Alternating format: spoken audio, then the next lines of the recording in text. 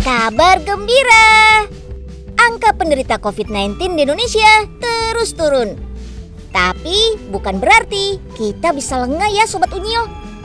Harus tetap waspada, tetap patuh protokol kesehatan. Terutama pakai masker yang menutupi hidung, mulut, dan dagu. Pilih masker yang betul-betul terjamin aman dan memiliki izin edar. Jangan pilih yang asal murah. Soalnya masker murah yang biasanya nggak berizin edar, asal-usulnya patut dicurigai. Emang curiga kenapa? Detektif Unyil menelusuri. Ada aja oknum nakal pembuat masker rekondisi.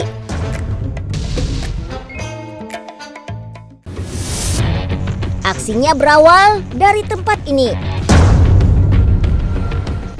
Yang diambil hanya masker yang tali pengaitnya masih utuh dan gak robek. Urusan bercak kotoran sih gak masalah. Padahal sudah tahu bahaya, masih aja dikerjain. Untuk menyulap limbah masker seperti baru, oknum nakal mencuci masker dengan deterjen dan sitron. Ada alasan kenapa masker medis nggak boleh dipakai berulang. Efektivitasnya dalam menyaring bakteri dan kuman bakal menurun setelah digunakan. Partikel berbahaya yang terjebak dalam jaring serat masker gak bakal bisa dibersihkan tanpa merusak bentuk masker. Meski sudah dicuci, disikat, didisinfeksi, partikel berbahaya yang tersisa masih bisa banget menempel di wajah. Jadi masker rekondisi kayak gini jelas-jelas sudah gak layak pakai ya. Fungsinya sebagai penyaring partikel berbahaya gak lagi bisa diandalkan. Yang ada malah celaka. Setelah dibilas dan dikeringkan, tampilan masker bekas memang terlihat seperti baru. Biar lebih meyakinkan, oknum nakal bakal merapikan kembali lipatan dan permukaan masker menggunakan setrika. Mereka juga bakal memastikan lagi kalau bagian kawat hidung, lipatan, dan tali masker masih melekat erat, biar bisa langsung dikemas dan dijual lagi. Satu masker daur ulang ini dijual antara Rp1.000 sampai Rp3.000 saja.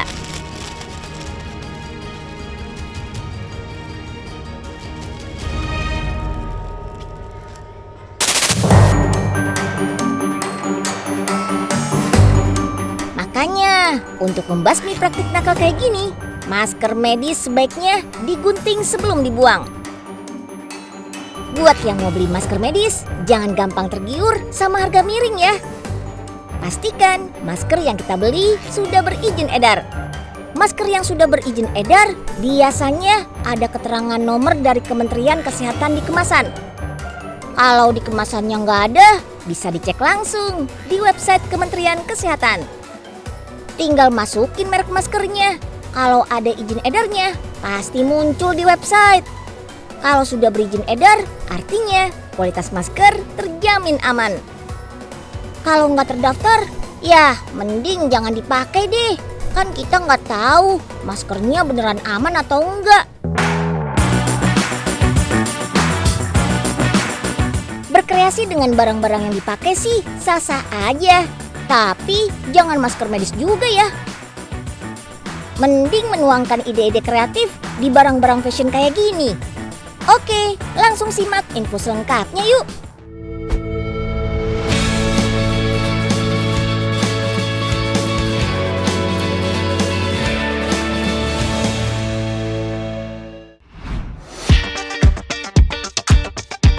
Jaket painting dipakai Pak Jokowi. Sepatu painting dipakai Kak Najwa Shihab. Berbagai produk bisa dicoret-coret jadi keren. Jaket, sepatu, dompet, hingga sepeda. Berawal dari seni, lahirlah ide usaha. Hello, welcome to Arcade of Never Too Lavish. Kalau dilihat, desain painting di setiap produk mirip seperti karya mural. Bukan tanpa alasan, lahirnya berbagai karya lukisan di barang-barang fashion memang berawal dari mural. Dari hobi, bisa mendatangkan cuan. Selamat datang nih teman-teman di Arcade tempat Never to Lavish atau bisa dibilang ini adalah rumah kreatifnya kita. Sebenarnya yang awalnya tadi cuma garasi, rumah kecil, kemudian alhamdulillah bisa menjadi besar seperti ini. Kurang lebih 4 tahun perjalanan, yang tadinya hanya teman-teman di jalanan, kemudian ya di manapun aja ya, bukan cuma di Jakarta tapi di luar gitu.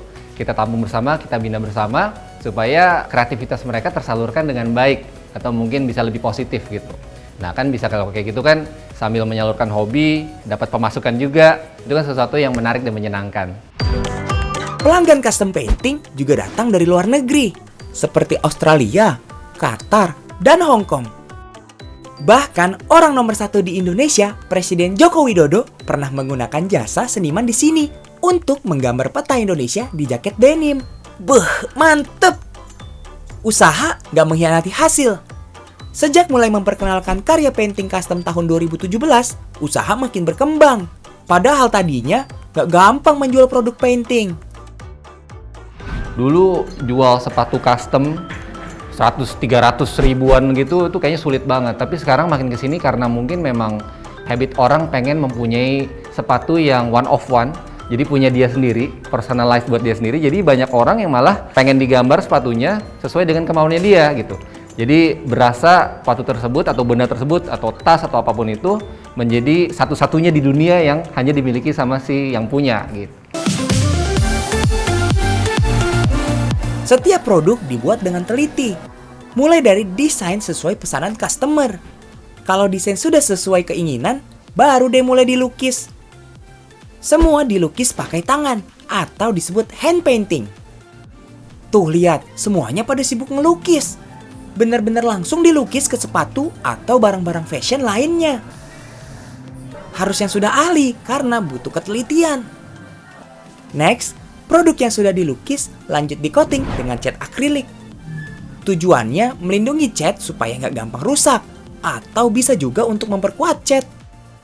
Hasilnya produk eksklusif yang nggak ada duanya, dijamin nggak ada yang nyamain. Di dunia custom produk sneakers, ada istilah decon, recon, alias deconstruct and reconstruct. Sneakers dibongkar, lalu dibuat ulang dengan materi baru. Caranya dengan melepas bagian luar sepatu, lalu diganti dengan bahan lain, seperti ini nih. Wih, jadi tambah keren dan unik ya. Dan pastinya, limited edition. Untuk membuat karya seni custom seperti ini, customer harus merogoh kocek mulai dari 2,5 juta sampai 25 juta rupiah tuh. Tenang, ada yang terjangkau juga kok. Untuk produk merchandise, harganya mulai dari 27.000 sampai 300.000 rupiah. Produk eksklusif, cek. Dipakai orang-orang terkenal, cek. Membuka lapangan kerja, cek. Yap, usaha custom painting jadi wadah berkarya buat anak-anak muda yang punya passion di bidang desain atau seni rupa.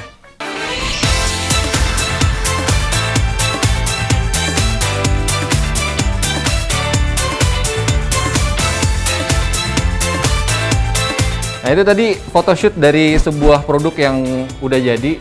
Tadi sempat teman-teman kan juga lihat ya dari proses pertama kali digambar, kemudian akhirnya jadi sepatu, akhirnya difoto gitu kan. Dulu-dulu sih mah agak susah karena mungkin timnya juga terbatas kan, tapi akhirnya alhamdulillah menjadi besar seperti ini. Tentunya kerja sama tim itu sangat penting gitu. Walaupun kadang-kadang kan sebagian besar di Never to Lavish kan seniman. Seniman itu kadang-kadang harus kita maintain moodnya. Akhirnya alhamdulillah bisa menghasilkan karya yang bisa dibilang kualitasnya oke lah. Bahkan di atas standar rata-rata sekarang gitu. Agar bisa bertahan dalam setiap usaha, inovasi harus terus dilakukan. Salah satunya berkolaborasi dengan beragam produk. Hasilnya nggak kaleng-kaleng. Semakin banyak produk kece yang tercipta, dan pastinya cuan. Jadi beberapa tahun belakangan ini memang kita sengaja untuk meningkatkan subdivisi-subdivisi yang lain. Jadi kalau misalnya memang Never to Lavish terkenal sebagai custom planner yang membuat sepatu atau membuat tas, membuat apa dalam bentuk hand painting, kita pengen malah 360. Jadi harapan kedepannya sih mudah-mudahan kita bisa mengcover semua 360-nya kreatif industri, tentunya buat kemajuan nasional bangsa, dan insya Allah bisa internasional kan siapa tahu ya.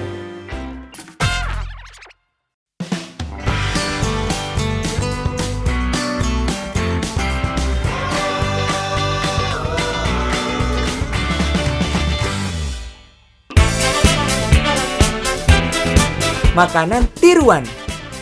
Bunga tiruan. Judulnya memang tiruan, tapi nggak berbahaya kok. Pernah lihat makanan yang dipajang di restoran? Bukan makanan beneran, tapi replikanya aja. Dibuat semirip mungkin, biar kebayang porsi makanan yang bisa dipesan. Di Jepang, seni membuat replika makanan sudah dikenal sejak puluhan tahun silam. Salah satu perusahaan yang memproduksi replika makanan adalah Windows Temple Maizuru di daerah Kamehari, Tokyo. Berdiri sejak tahun 1948, tempat dipercaya banyak restoran untuk memproduksi beraneka macam replika makanan. Replika makanan ini dibuat sama persis dengan makanan aslinya. Ukuran, bentuk, dan warna, semua persis. Dulu, bahan dasar untuk membuat replika menggunakan lilin. Seiring perkembangan zaman, lilin digantikan dengan resin sintetis supaya lebih mudah dibentuk. Tepung resin dicampur dengan minyak, agar hasilnya lebih elastis dan mengkilap. Adonan divakum untuk menghilangkan gelembung udara di dalam. Pewarna ditambahkan ke dalam adonan resin. Di oven sekitar 18 menit agar warnanya melekat. Next, adonan dicetak ke dalam silikon. Lanjut dipadatkan ke dalam oven selama 18 menit. This is it, replika makanan yang sudah matang. Beberapa jenis replika disusun menjadi satu hingga menyerupai menu asli. Butiran-butiran replika nasi disusun dalam mangkuk, yang sebelumnya diberi cairan seperti lem agar butiran nasi melekat satu sama lain. Tidak hanya penyusunan komposisi menu, melukis tekstur makanan juga dilakukan agar replika terlihat nyata. Meski kelihatan enak, replika makanan nggak bisa dimakan ya. Bunga-bungaan ini juga tiruan, bedanya bisa dimakan. Terbuat dari clay, bukan clay tanah liat, tapi edible clay dari berbagai jenis tepung. Tepung maizena, tepung tapioka, dan tepung beras. Dibandingkan tepung terigu, tepung-tepung ini menghasilkan adonan yang mudah dibentuk dan bertekstur lembut. Untuk bahan perekat, ada minyak kelapa dan sirup jagung. Adonan direbus sampai matang. Setelah direbus, adonan dihancurkan sampai bentuknya mirip kerikil-kerikil kecil. Diberi pewarna, dicetak, dikeringkan. Adonan bisa dibuat sekreatif mungkin. Contohnya, bisa pakai cetakan kayak gini, biar tekstur serat-seratnya makin kelihatan. Hasilnya, kelopak bunga dan daun yang siap dirangkai. Proses finishingnya, tambahkan detail warna pada bunga dengan pewarna makanan bubuk. Biasanya, edible clay ini digunakan sebagai hiasan di kue, karena menggunakan bahan-bahan yang aman dikonsumsi. Edible clay lebih tahan lama dibandingkan fondan. Edible clay yang sudah kering bisa tahan hingga berbulan-bulan. Sementara kalau disimpan lama, fondan akan leleh dan basi karena terbuat dari gula.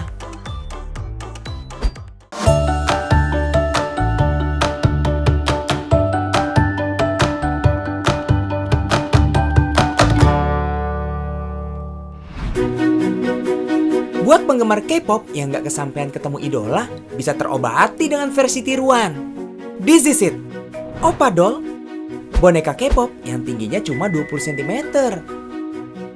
Kenalin nih, Kak Lika, salah satu orang yang melihat peluang bisnis untuk menarik perhatian K-popers. Hai, perkenalkan nama saya Lika, produsen boneka dari Kota Malang. Saya produksi boneka sudah 11 tahun. Setelah riset dari beberapa boneka yang saya kerjakan, akhirnya saya menemukan bahwa boneka K-pop yang paling digemari oleh kalangan milenial saat ini. Sehingga saya pun menjadi penggemar K-pop mulai tahun 2017. Berawal dari suka K-pop, jadi ladang cuan yang menjanjikan. Usaha souvenir boneka asal Malang ini udah ditekuni Kak Lika dari 2011. Pertama kali cuma produksi boneka kartun yang hits pada zamannya. Sampai akhirnya Pernah ada mahasiswa yang datang ke konveksian, mereka minta dibuatkan boneka dalam jumlah banyak. Repeat order 1000 pieces, 1.500, 900 pieces. Menurut saya itu jumlah yang tidak masuk akal untuk konveksian saat itu. Setelah saya cari tahu, ternyata itu adalah boneka K-pop yang sedang digemari oleh kaum milenial saat itu sampai sekarang. Semenjak salah satu boyband asal Korea booming tahun 2017, produksi boneka karakter artis K-pop milik Kak Lika mulai melejit. Bahan yang digunakan juga nggak kaleng-kaleng. Pilihan Kak Lika adalah kain Yelvo impor. Berbulu pendek, halus, fleksibel, dan licin. Proses pembuatannya kelihatan simpel sih, tapi tetap ada kendalanya, yaitu soal desain. Kak Lika harus menggambar detail wajah idol secara manual dan harus detail. Pengerjaan untuk boneka opadol ini biasanya mereka itu minta detail, sangat detail sekali untuk bagian di wajah si opa. Jadi harus memahami apa yang ada di opa. Misalnya dia itu untuk di bagian mata atau tai lalatnya ini, ya, ataupun arsiran rambut. Bisa juga arsiran rambut ini, jadi mereka mintanya sangat detail. Kalaupun ada kesalahan, biasanya minta revisi ulang untuk dibuatkan mulai awal. Itulah yang membuat pengerjaan boneka opadol ini memakan waktu yang sangat lama karena ada revisi-revisi dan diskusi dengan customer. Sketsa wajah sudah jadi. Lanjut print border yang udah berbasis komputer. Gunting semua pola. Lanjut jahit menjahit. Tangkai jadi satu kesatuan bagian depan dan belakang. Isi dengan dakron. Jahit pinggiran sampai semua tertutup. Produksinya boleh rumahan, tapi bonekanya sudah berstandar SNI semua kok. Bebas dari komponen atau zat berbahaya, misalnya logam berat. Pernah jadi karyawan departemen store. Pernah juga jadi sales. Saat masih bekerja, Kak Lika menjalani hobi membuat aneka craft. Sampai akhirnya coba bikin boneka. Bukan dijual sendiri, cara jual pertama kali dititipkan di toko-toko. Langsung laku. Tidak semudah itu Sobat Unyil. Saya pernah galau juga ketika produk saya bersaing harganya dengan produsen-produsen lain yang ada di pasaran. Karena ketika saya produksi sebagus mungkin, itu harganya masih kalah dengan produsen lain. Akhirnya saya ikut binaan di Dinas Koperasi dan Dinas Perindustrian di Kota Malang. Saya diarahkan untuk membuat boneka yang berhubungan dengan ikon Kota Malang. Maka lahirlah boneka Amazing Malang ini. Yang awalnya hanya produksi sedikit, lama-kelamaan jadi bukit. Sekarang, kapasitas produksinya capai 400 boneka per bulan. Pemesannya rata-rata adalah reseller. Paling banyak dari Jakarta dan Bali. Bonekanya cuma diminati pasar lokal aja. Eits, enggak dong. Mancanegara juga iya. Pelanggannya berasal dari Filipina dan Jepang. Jangan anggap sepele pengusaha boneka. Setelah opadol debut, boneka karakter lainnya juga ikut meroket penjualannya. Sekarang rata-rata omzet per bulan mencapai 50 sampai 75 juta rupiah. Lalu, apa sih yang bikin boneka K-pop ini banyak peminatnya? Saya pernah bertanya kepada para fans K-pop, mereka membeli produk-produk merchandise opadol itu karena mereka ingin merasa lebih dekat dengan idolanya. Wait, selain opadol, Unyil juga nggak mau kalah dong. Kak Lika juga bikin Unyil versi opadolnya. Handsome kan? Hihihi. Si Unyil anak pintar, informasinya super.